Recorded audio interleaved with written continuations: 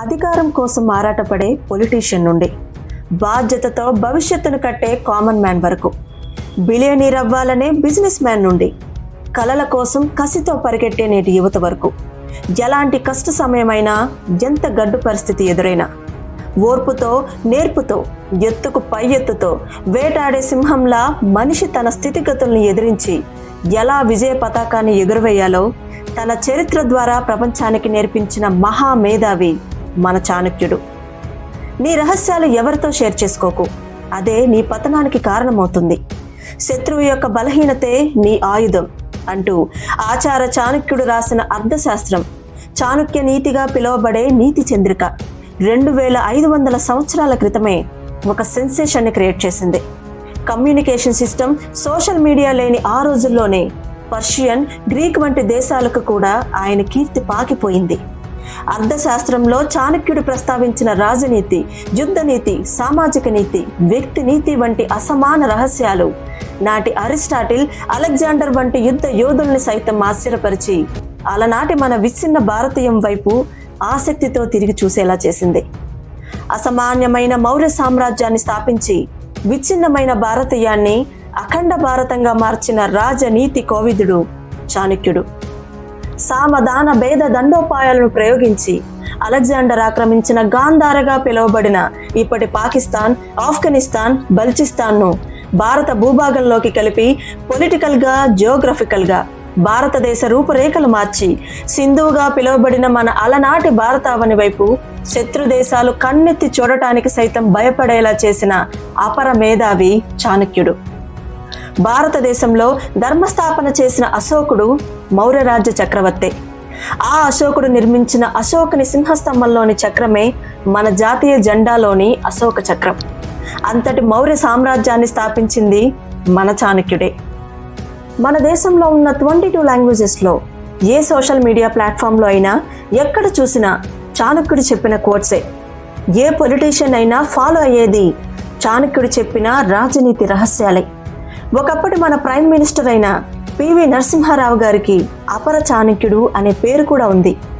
శతాబ్దాలుగా ఆయన చెప్పిన మాటలు ప్రపంచాన్ని శాసిస్తున్నాయంటే అతని మేధాశక్తి ఒక ఎవరెస్ట్ శిఖరం. ఇంతకీ ఇదంతా చాణక్యుడు ఒక్కడే ఎలా సాధించాడు? ఫస్ట్ ఇండియన్ బిగ్గెస్ట్ డైనస్టీ అయిన మౌర్య డైనస్టీని ఒక సాధారణ పండిత బ్రాహ్మణుడు ఎలా క్రియేట్ చేశాడు? చాణక్యుడు తన ద్వారా మనందరికీ ఏం నేర్పించాలనుకున్నాడు? ఈ కొత్త సంవత్సరం 2026లో చాణక్యుడిలా ఆలోచించడానికి, రానున్న భవిష్యత్తుని బలంగా, కదల్చబడని కోటగా కట్టుదిట్టం చేయడానికి ఈ అపర చాణక్యుని గాథ తెలుసుకోవడం మనందరి బాధ్యత. ఈ వీడియోని మీ ఫ్రెండ్స్ అందరికీ షేర్ చేయండి, ఫ్యామిలీతో కలిసి వాచ్ చేయండి. భారతదేశ కీర్తితో ముడిపడి ఉన్న చాణక్యుని చరిత్రను ఇతర దేశాలలో ఉన్న మన తెలుగు వారికి సైతం రీచ్ అయ్యేలా ఈ వీడియోని ఇప్పుడే లైక్ చేయండి, షేర్ చేయండి, సబ్స్క్రైబ్ చేసుకోండి. అందరికీ నమస్తే, నేను Anusha. Welcome to me Sreyobhilashi spark.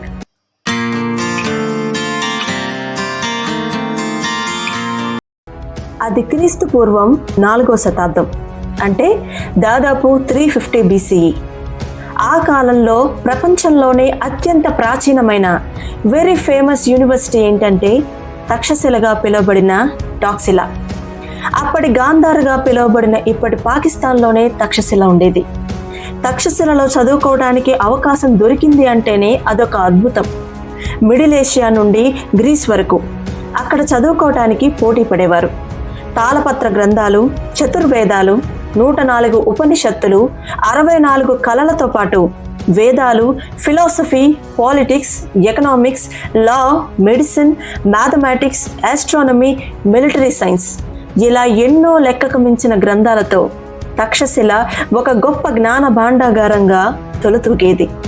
అటువంటి జ్ఞాననిధికి చాణక్యుడు ప్రొఫెసర్గా పనిచేశాడు.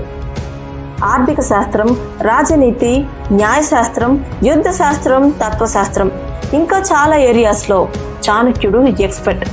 తనకున్న అద్భుతమైన ఆలోచన శక్తికి, అతని నిర్ణయ పటిమకు అక్కడి స్టూడెంట్స్లోనే కాదు, ప్రొఫెసర్ల కూడా ప్రాణాలైనా ఇచ్చేంత ఒక పెద్ద ఫ్యాన్ బేసే ఉంది.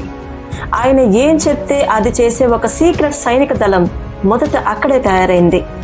వీళ్ళు భారతదేశం పైకి రాబోయే శత్రు దేశాల సంగతుల గురించి చాణక్యుడికి చేరవేస్తూ సీక్రెట్ మెసెంజర్స్గా పనిచేసేవారు. ఆ సమయంలోనే ధర్మాన్ని రక్షించడానికి సామదాన భేద దండోపాయాలలో ప్రయోగించక తప్పదు అంటూ ఆచార చాణక్యుడు రాసిన అర్థశాస్త్రానికి దేశ విదేశాల్లో ఎంతో పేరు వచ్చింది.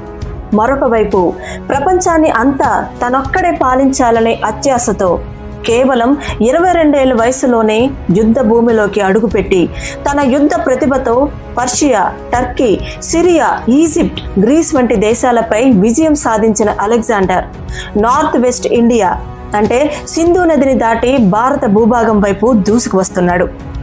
ఈ విషయాన్ని గూఢాచారుల ద్వారా తెలుసుకున్న ఆచార చాణక్యుడు తను అర్థశాస్త్రంలో రాసిన సామదాన భేద దండోపాయాలలో ఒకటైన భేదోపాయాన్ని అలెగ్జాండర్ సేన పైన ప్రయోగించి విజయం సాధించడంతో పాటు విచ్ఛిన్నమైన భారతీయాన్ని ఒకటిగా చేసి భారతదేశాన్ని ఒక శక్తివంతమైన రాజ్యంగా మార్చాలనే వ్యూహం చేశాడు. ఈ వ్యూహాన్ని ప్రవేశపెట్టడానికి అప్పటికే భారతదేశంలోని అతిపెద్ద రాజ్యమైన మగధను పాలిస్తున్న ధనానందుడే దీనికి అర్హుడు అని చాణక్యుడు నమ్మాడు. ఒక మంచి రోజున ఈ రహస్యాలన్నిటినీ ధనానందునికి చెప్పి అతని పాలనలోని లోపాలను సరిచేసి ఒక రాజగురువుగా నంద రాజ్యంలో స్థానాన్ని సంపాదించడానికి ఇప్పటి పాట్నాగా పిలువబడుతున్న అప్పటి నంద రాజ్య కేంద్ర బిందువైన పాటలీపుత్రానికి బయలుదేరాడు. చాణక్యుడు పాటలీపుత్రానికి చేరుకునేసరికి అక్కడి రాజ దర్బార్లో పండిత బ్రాహ్మణులందరికీ సన్మాన సత్కారాలు జరుగుతూ ఉన్నాయి. చాణక్యుడు నేరుగా రాజు ముందు నిలబడి తను రాసిన అర్థశాస్త్రం గురించి, పొంచి ఉన్న అలెగ్జాండర్ ముప్పు గురించి, తన పాలనలో చేయవలసిన మార్పుల గురించి చెప్పటం మొదలుపెట్టాడు. అది విన్న ధనానందుడు కోపంతో ఊగిపోయాడు. అసలు ఇతడిని లోపలికి ఎవరు రానిచ్చారు అని సిగముడి పట్టి రాజ దర్బారు నుండి చాణక్యుణ్ణి బయటికి గెంటేశాడు. వేదాంగాలు అవపోసన పట్టిన అంతటి పండిత బ్రాహ్మణుణ్ణి నిండు సభలో అంత ఘోరంగా అవమానిస్తుంటే రాజుకు ఎదురు చెప్పలేక, చాణక్యుణ్ణి రక్షించలేక తక్కిన పండిత బ్రాహ్మణులందరూ నిస్సహాయతతో చూస్తూ ఉండిపోయారు. ఇంత ఘోర అవమానాన్ని చూసిన చాణక్యుడు ఏం చేసి ఉంటాడని మీరు అనుకుంటున్నారు? తనేంటో రాజు ముందు ప్రూవ్ చేసుకోవడానికి ట్రై చేయలేదు. ఆవేశంతో విచక్షణ కోల్పోయి ఎదురుదాడి చేయలేదు. కరుణించమని రాజును ప్రాధేయపడనూ లేదు. తక్కిన పండితుల సహాయము కోరలేదు. మరి ఏం చేశాడు? శపథం చేశాడు. ఊడిన తన సిగముడిని చేత పట్టుకొని ఇలా శపథం చేశాడు. నంద సామ్రాజ్యాన్ని కూల్చి నిన్ను గద్దె దించి ఈ దేశానికి న్యాయమైన రాజుని, రాజ్యాన్ని స్థాపిస్తాను అని శపథం చేశాడు. ఇక్కడే చాణక్యుని ఆలోచనలోని లోతెంతో, అతని పరిణితి యొక్క ఎత్తెంతో మనకి క్లియర్గా అర్థమవుతుంది. అతని శపథం కేవలం ధనానందుడు తనని అవమానించాడని మాత్రమే కాదు, ఒక వేద పండిత బ్రాహ్మణుని గౌరవించలేని రాజు అతని రాజ్య పరిపాలన ఎలా ఉంటుందో చాణక్యుడు అంచనా వేశాడు. రాజుకు సలహాలు ఇవ్వవలసిన మంత్రి ఇంతటి పరాభవం జరుగుతుంటే మౌనంగా ఉండటం చూసి ధనానందుని నియంతృత్వ పాలనను పసిగట్టాడు. అప్పుడు అర్థమైంది, అర్థశాస్త్ర ప్రయోగానికి, అఖండ భారత నిర్మాణానికి తను ఎంచుకున్న రాజ్యం బలమైనదే కానీ రాజు బలహీనుడని. అందుకే చాణక్యుడు నంద సామ్రాజ్యాన్ని కూల్చి బలమైన రాజుని, రాజ్యాన్ని స్థాపించాలని నిర్ణయించాడు. ఇప్పుడే అసలు కథ మొదలైంది. ఏ రాజ్యము, రాజు, సైన్యం లేని ఒక సామాన్య పండితుడు మౌర్య రాజ్యాన్ని చెక్కే శిల్పిగా గురితో ముందుకు సాగాడు. ఇప్పుడు చాణక్యుడు కేవలం ఆచార చాణక్యుడు కాదు, మౌర్య రాజ్యాన్ని స్థాపించబోయే ఒక సామ్రాజ్య శిల్పి. ధనానందుని తలదన్నే నిజమైన రాజుని, అలెగ్జాండర్ వంటి వీరులను ఎదిరించే ఒక యోధుణ్ణి సృష్టించబోయే రాజ్య నిర్మాణకర్త. నిండు సభలో జరిగిన అవమానమే చాణక్యుణ్ణి పరిపూర్ణ చాణక్యుడిగా మార్చింది. ఆ అవమానమే మహా అగ్ని అయి నంద సామ్రాజ్యాన్ని దహించబోతుంది. అఖండ భారతాన్ని వెలిగించే జ్యోతి అయి ప్రజ్వలిల్లబోతోంది. జనపదాలుగా, మహాజనపదాలుగా ఉన్న మన భరతఖండం మౌర్య రాజ్య స్థాపనతో అఖండ భారతంగా మారేందుకు పురుడు పోసుకోబోతోంది. చాణక్యుడికి ఎదురైన క్లిష్ట సమయంలో తాను నమ్మిన సిద్ధాంతం make a crisis as an opportunity. ఇదే ఈరోజు చాణక్యుడు మనకి నేర్పిస్తున్న చాణక్య నీతి.